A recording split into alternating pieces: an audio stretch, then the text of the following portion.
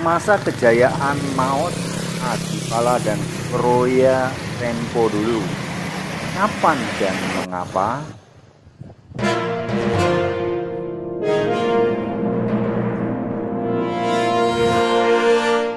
Sebelum bicara tentang masa kejayaan Maos, Kroya, dan Adipala, agar sedulur lebih paham, yuk kita tengok tentang revolusi industri yang menjadi pemicu zaman modern. Muter disit ge lur, ben mudeng. Hey YouTuber, salam jumpa kembali dengan channel Branding IT, channel tentang pendidikan dan ilmu pengetahuan. Videonya isinya daging semua bro.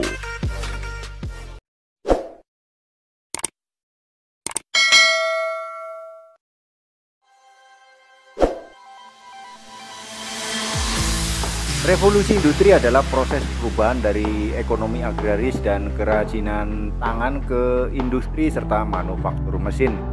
Proses revolusi industri terjadi pada abad ke-18 di Inggris, tepatnya tahun 1760 hingga 1840, terutama pada industri tekstil dengan penemuan mesin tenun.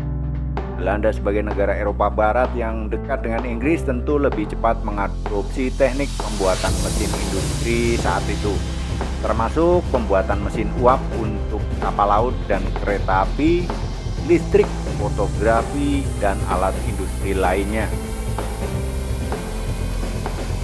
Kemudian teknologi revolusi industri menyebar ke Jerman, Prancis, Rusia. Di Asia menyebar ke Jepang, India, dan China. Namun Amerika Serikat mengalami peningkatan revolusi industri dan melampaui negara Eropa di abad 19 dan abad 20. Ya karuan wong negeri Paman Sam alias Big Sam utawa Uncle Samuel berasal dari Inggris yang menjadi imigran untuk mencari benua baru dan kehidupan baru alias merantau. Inggris juga tempulek kayak. Oke wis paham bok lur. Sekarang kita bahas tentang masa kejayaan Maos, Kroya, dan Adipala di Kabupaten Cilacap abad ke-18 hingga 19. Alat hasil revolusi industri berupa jalan rel kereta api, fotografi, teknik pengaspalan jalan, dan bangunan mulai menyentuh distrik Kroya di abad ke-18. Contohnya pembangunan rel kereta api dan stasiun Kroya, Maos, Cilacap, pembangunan jalan Banyumas, Karangrau, Buntu, pembangunan jalan Pansela masa Augustus Deandales, anaknya Willem Deandales. Ramane bangun jalan Pantura, anaknya bangun jalan Pansela. Kompak temen ya.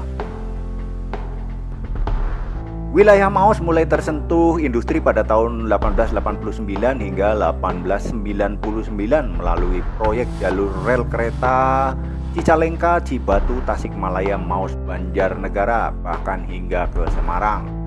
Maos yang awalnya masuk distrik Adiraja atau Adipala sejak zaman Mataram abad 15 sampai 18 dan sampai masa kolonial Belanda tahun 1831.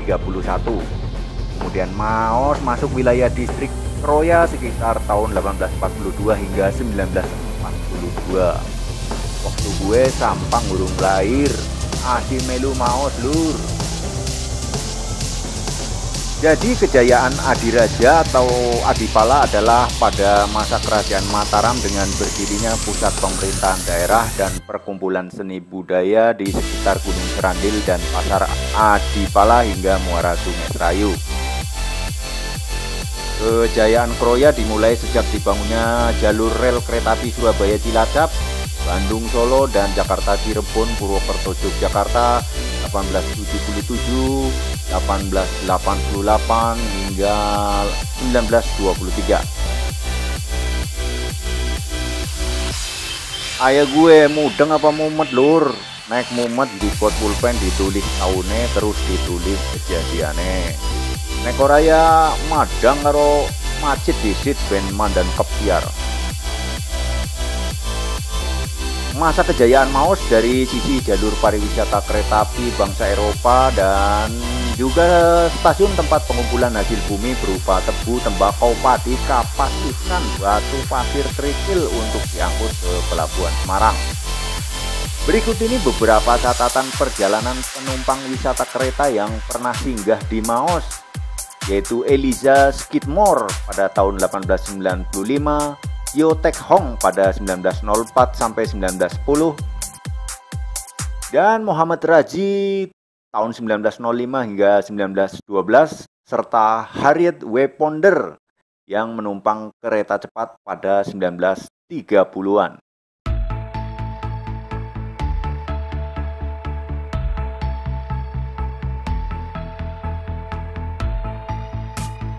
Catatan pertama adalah pada awal tahun 1900-an perjalanan Batavia-Surabaya harus ditempuh dalam waktu 2 hari, termasuk harus menginap di Maos, Kroya, Cilacap.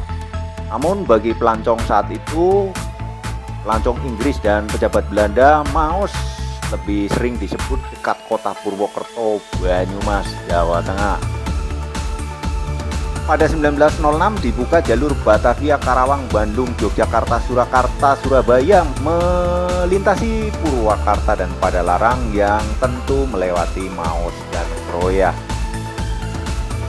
Titik keberangkatan dari kota Batavia adalah stasiun Weltevreden yang kini disebut stasiun Gambir. Kereta api dari stasiun Tanjung Priok yang juga membawa penumpang kapal dari Eropa juga berhenti di stasiun Weltevreden. Sebagian penumpang tujuannya adalah Buitenshoek atau Bogor. Catatan lainnya menyebutkan rangkaian kereta diatur seperti kereta api di Amerika Serikat, terdiri dari kereta kelas 1, kelas 2, dan kelas 3. Kelas 1 dan kelas 2 terpasang kipas angin listrik yang berputar di atas kursi penumpang, kursi sandar, dan meja tempat makanan dan minuman. Kelas 3 untuk Bumi Putra dan dikenal sebagai kelas kandang kambing. Kursi panjang tanpa sandaran, tanpa kipas angin. Kelas temen ya, Jan.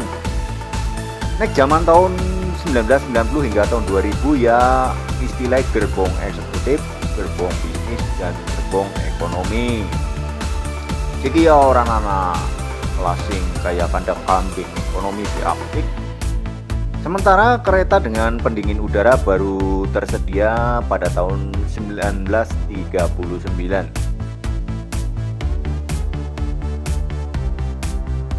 Untuk kereta Batavia yang jurusan ke Jawa wilayah selatan harus berhenti di Cirebon dan berganti kereta yang menuju Banyumas, Kroya, dan Maos.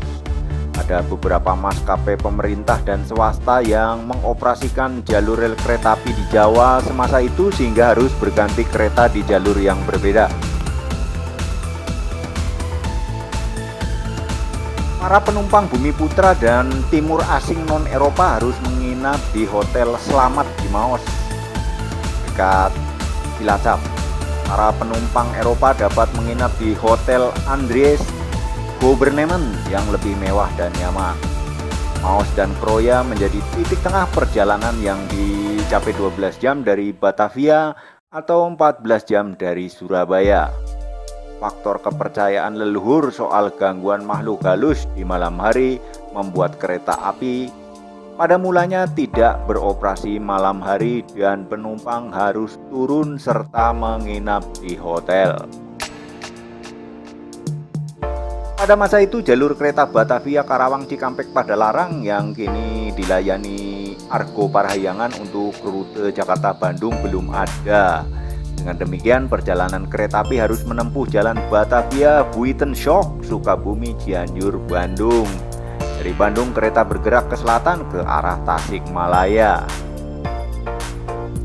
Di daerah ini aktor bintang film Bisu Hitam Putih Charlie Chaplin 2 kali singgah berwisata dengan kereta api yang berhenti di stasiun Cibatu, Garut pada tahun 1932. Charlie Chaplin ngerti ora lur? Zaman siki ya kayak siapa kayak bintang Inggris Mr. Bean.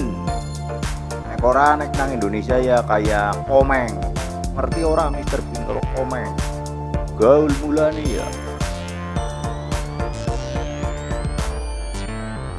Catatan ketiga yaitu stasiun-stasiun besar di Jawa dinilai pelancong Inggris lebih mewah dan lebih nyaman jika dibandingkan stasiun di Inggris dan Perancis. Ruang tunggu sangat nyaman, sirkulasi udara yang baik, kursi tunggu yang nyaman, dekorasi tanaman berupa bunga kana dan gladiola mempercantik ruangan. Demikian pula dengan meja di ruang tunggu yang diselubungi taplak putih. Pancen iya sih lu ya, siki basi keton kok, terutama gedungnya dan sirkulasi udarane. Takon mitro ngana, mbok orang ngandel, Borika sing urung tahu pada numpak sepur.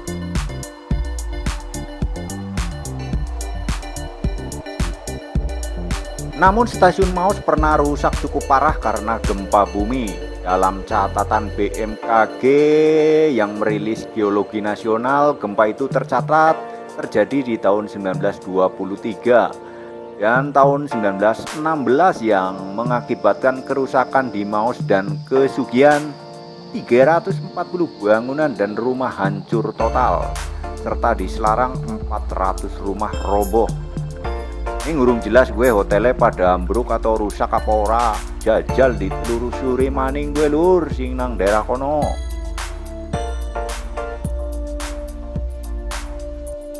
Demikian lur gambaran perjalanan wisata kereta dan keadaan umum tempo dulu serta kejayaan Maos, Adipala dan Kroya yang kemudian bersentuhan dengan teknologi dan kemajuan revolusi industri. Kenanggo kelangenan inspirasi generasi muda abean kono men guli sekolah kuliah kerja sing rajin sing mempeng nguber ketertinggalan industri dan teknologi men bisa maju kaya gemien ning usaha dewek, tangane dewek, pikirane dewek. Sing wis pada tua gari modali karo ndonga semoga dulure kabeh anak cucu cicit canggah uripe waras bedigas akas lalu duwe beras. Amin.